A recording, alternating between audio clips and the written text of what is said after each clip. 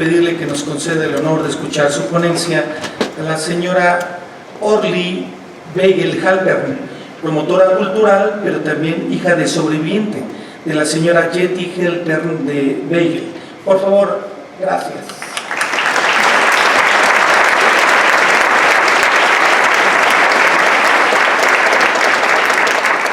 Los miembros del presidio, shalom a todos, buenas noches.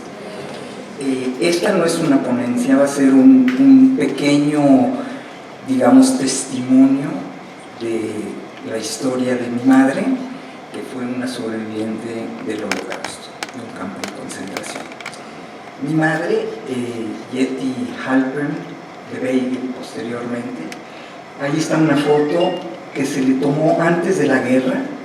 Ella nació en un pequeño pueblo en Polonia que se llamaba Szczecin, que estaba en la frontera con Checoslovaquia, y los 2 primeros años de la guerra pudo estar aún en su pueblo. Todavía no habían llegado los nazis a evacuar el pueblo, y ella escondió ahí a sus padres. Ella nació en una familia muy ortodoxa, era la más chica de 10 hijos. Algunos se fueron ya a Palestina, otros vinieron a México, y ella se quedó en el pueblo porque, como era la más chica, con su hermana mayor, que no querían dejar, porque no querían dejar a sus padres en el pueblo solos. Después de 2 años vinieron y evacuaron y los llevaron a un gueto. Me imagino todos saben, el gueto de Bochnia, que era muy cerca de una ciudad que se llamaba Oswiecim. Oswiecim es Auschwitz. Y estuvo ahí durante 2 años viviendo en una cocina, en una casa de una señora que no conocía. Eran 10 miembros que vivían y dormían en esa cocina. Era muy difícil, y todos religiosos, y mi tía y mi madre también religiosas, vivir en una cocina con hombres, con quien les tocara. Y mi madre tuvo la suerte de poder trabajar fuera del gueto. Ella trabajaba en una fábrica que hacía uniformes para los nazis, y contaba una anécdota que cuando pasaba la barra de regreso al gueto, tenía un saco muy grande, casi era como abrigo, y entonces la querían revisar, y ella logró conseguir comida y conseguir muchas cosas, pero las metía en el saco. Entonces cuando venía el nazi a checarla, les hacía así, entonces él checaba acá, y así pudo traer comida para la gente en la misma casa donde ella vivía. 2 años después llevaron a toda la gente de ese gueto a Auschwitz, pero mi tía tenía papeles. Ella se llamaba Gisela Katz. Ella tenía papeles para ir a una parte de un campo que se llama Bergen-Belsen, que es el campo del horror, creo que hay ahí una transparencia. No esa, sino la lista.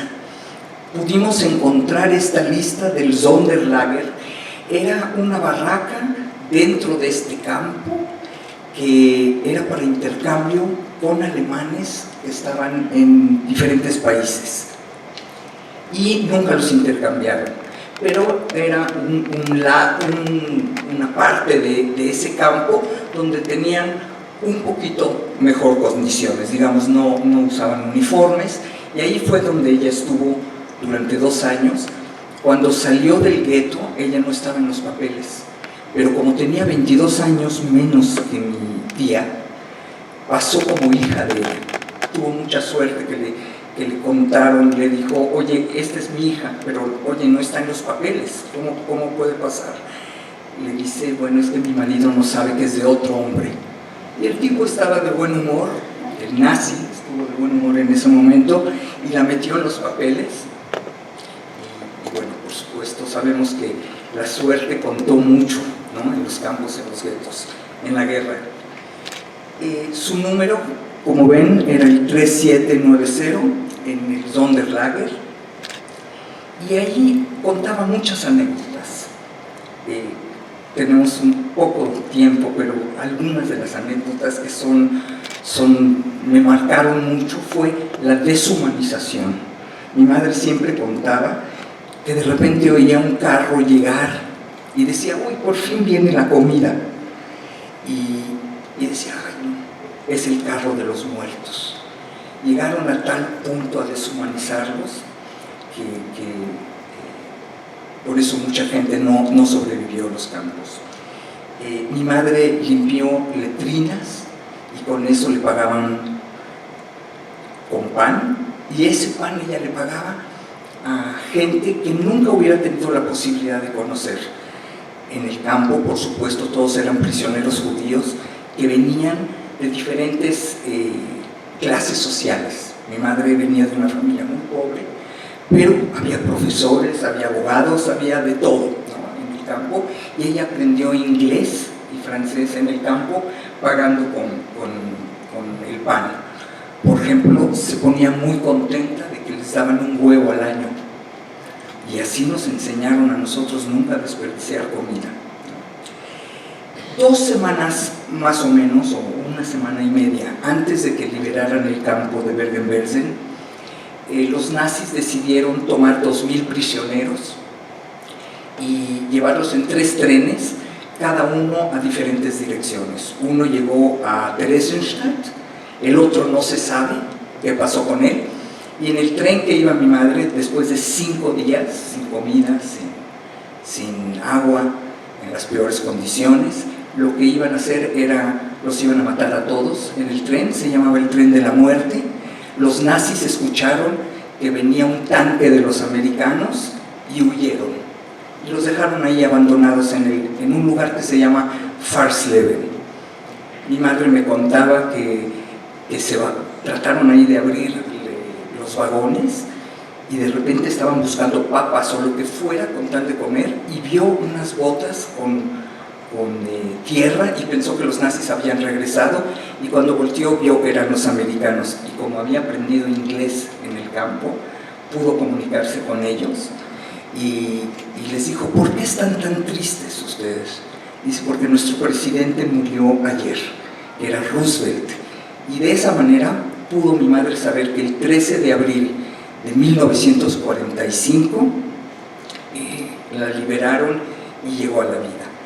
De ahí los llevaron a otro campo ya liberado que se llamaba Buchenwald, con medicamentos, y de ahí llegó a París. Y ahí sí, por favor, la foto. Les voy a contar la historia de esta foto. Esta foto es maravillosa, la encontramos hace algunos años, está dando la vuelta al mundo. Llegaron a París y había bandas, balones y fiesta, y había una alfombra roja. Entonces ellos salieron así a la ventana para ver quién era la celebridad que estaba llegando. La celebridad eran ellos, que eran los primeros jóvenes sobrevivientes del Holocausto. Mi madre, Yeti Weigel-Halpern, es la del lado izquierdo. Y ella me contaba siempre que le habían tomado esa fotografía y nunca la pudimos encontrar hasta que un día en una exposición en Israel una prima logró verla, y así es como tenemos esta fotografía, que la están usando muchísimo en diferentes libros y publicaciones. Les quiero leer, porque me pidieron que hable de qué legado, antes de eso, de Francia se fue para Israel. Ahí hay una foto, empezó su nueva vida, se casó con mi padre, Joseph Weigel, que también le quiero dar su lugar. Les cuento que soy la tataranieta del inventor del bagel. Para el que haya comido bagels, mi papá es Weigel. Es cierto, no es broma, se los prometo. Pero no tengo los derechos del bagel, nada más el nombre. Y ahí nacieron mis hermanos, Shulamit y Mijael, y después decidieron la situación en Israel, en la época del Tzena, se llama, de la depresión, decidió mi mamá, dijo, ya tuve una vida bastante difícil, y convenció a mi padre, y bueno, tomaron un barco 2 meses. Como bien saben, los barcos de aquel entonces no son como los cruceros de hoy, no había mucho que hacer, y lo que hicieron fue pues una niña que nació en México, que soy yo. Entonces, y así fue como llegaron a México, y después, por supuesto, todos volvimos a Israel a vivir, y yo regresé nuevamente aquí a donde nací. Y como quieren que hable qué es ser una hija de sobreviviente, permítanme leerles de un ensayo que escribí para un libro 2 cosas. Crecer como hija de una sobreviviente del Holocausto afectó mi vida de manera profunda. Dejó cicatrices en mi alma. Llevo ya más de 60 años de existir a la sombra de una guerra que no viví. Como lo ha puesto en palabras perturbadoras la escritora Ellen Epstein, ella misma hija del Holocausto. De niña, oí de mi madre historias que se me figuraban insondables e inhumanas. Sin embargo, me regaló también episodios de esfuerzo y de lucha, de resiliencia. Aprendí de ella lecciones de vida, de fortaleza, de amor. Pero también hube de abrevar de su depresión constante, de su tristeza crónica. No es que mi madre experimentara dolor, ella era dolor. Fue víctima del Holocausto y por lo tanto también de esos monstruos que nunca la dejaron. También es cierto que fue mucho más que su dolor. Fue de hecho una persona maravillosa, alegre, brillante y vital. A mi madre la vida le debía caricias. A mí la vida no me debe caricias. Muchas me han dado, muchas literales y metafóricas, empezando por mi madre. Pero me debe respuestas, sobre todo de mi madre. ¿Cómo se sintió al no conocer el paradero de sus padres? ¿Dónde terminaron los álbumes de fotos que me dijo que escondió en aquella casa del gueto de Bosnia? ¿Qué vivió en Bergen-Belsen más allá de lo que sí me contó? ¿Qué hubo de hacer ahí para sobrevivir? Además de limpiar letrinas y pagar con pan para aprender francés e inglés. En realidad ese nazi, cuya caricia la despertó una noche en el campo, se limitó solo a tocarle la cara, y tantas más preguntas sin respuesta. Y yo no soy vocera de la segunda generación, pero tengo mi propia historia, y algunos monstruos me los heredaron también, pero principalmente que Yad Vashem me pidió que diga qué hacemos con ese legado. Los hijos de sobreviviente creo que tenemos una obligación de mantener la memoria, de hacer trabajos sociales, de tratar de explicar incansablemente sobre el Holocausto. Cuesta mucho trabajo a veces convencer a gente que niega lo que pasó. Yo ahora, hace unos meses, tuve el gran privilegio de poder participar en un documental con la gran cantante Ute Lemper, una cantante alemana no judía, que lo que ha hecho en toda su carrera es mantener la memoria de todos aquellos compositores y escritores que fueron prohibidos por los nazis. Y yo nunca había ido a Alemania, tampoco compro productos alemanes, cada uno reacciona de otra manera. Mis hermanos sí, yo no, pero me llevó a Alemania y tuve la experiencia de ir a Bergen-Belsen por primera vez. Encontramos el lugar donde estuvo la barraca de mi madre, una experiencia maravillosa, emotiva por supuesto y muy difícil. Cada uno de nosotros, como hijos de sobrevivientes, algunos escriben textos como mi hermana. Mi hermano, por ejemplo, ha creado un curso maravilloso sobre medicina y el Holocausto. Y yo trato, cuando no me agarra el pánico, trato de dar algunas pláticas cuando me piden que hable de la historia de mi madre, pero soy promotora artística y a través de la música ha sido una gran curación del alma y también transmitir el mensaje.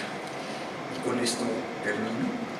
Creo en el poder de la música para transformar nuestras vidas y permitirnos mirar el mundo de nuevas maneras. Creo en la fuerza del arte para desafiar la contundencia de la muerte, para crear memoria donde la muerte impone olvido, para ofrecer abundancia cuando el dolor parece despojarnos de todo. Gracias por mantener la memoria, gracias por las víctimas que les tenemos que dar su nombre, gracias por nosotros, la segunda generación. Muchísimas gracias a todos y que Dios los bendiga.